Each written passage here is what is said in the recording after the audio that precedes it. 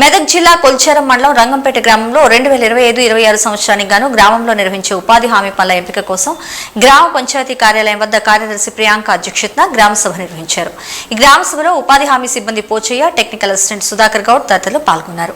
ఈ సందర్భంగా వారు మాట్లాడుతూ రంగంపేట గ్రామంలో 896 జాబ్ కార్డులు ఉండగా 400 మంది ఉపాధి పథకంలో పాల్గొన్నారని, ఉపాధి హామీ కూలీలందరికీ పనులు కల్పించేందుకు మట్టి రోడ్డు, ఫామ్ బోర్డు, బుడిగతీత, చెరువు మట్టి తరలింపు వంటి తదితర పనుల గురించి గ్రామ సభలో వివరించారు. గ్రామంలో గత సంవత్సరం నిర్వహించిన పనుల గురించి తెలియజేశారు.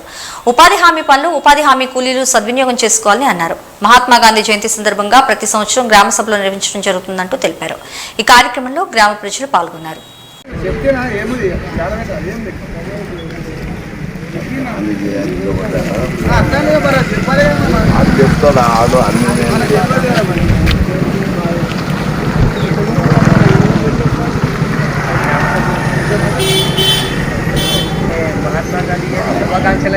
డిమాండ్కు అనుగుణంగా ఒక ఆర్థిక సంవత్సరంలో 100 రోజుల నైపుణ్యం లేని ఉపాధి హామీ పని పొందవచ్చు. ఫలితంగా నిర్దేశించిన నాణ్యతా పరిమాణాన్ని తో ఆస్తులను సృష్టించడం మరియు గ్రామీణ ప్రాంతంలోని మహాత్మా గాంధీ అక్టోబర్ 2 నాడు ఉపాధి హామీ పథకంలో చేయాల్సిన పనులకు గాను మొదటి గ్రామ సభ ఈరోజు నిర్వహిస్తున్నాము. ప్రతి సంవత్సరం ఇలాగే నిర్వహిస్తాము, ఇప్పటికీ నిర్వహిస్తున్నాము.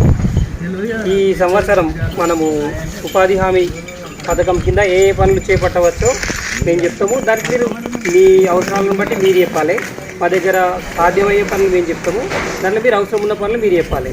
చెప్తే అవన్నీ నోట్ చేసుకుంటాం. దాంతోపాటు మేము ఈ పోయిన సంవత్సరం ఏమేమి పనులు చేసినాము, ఎంత ఖర్చు పెట్టినాము, ఎన్ని జాబ్ కార్డులో పని కల్పిస్తాం అనేది డీటెయిల్స్ ఇప్పుడు చెప్తాము.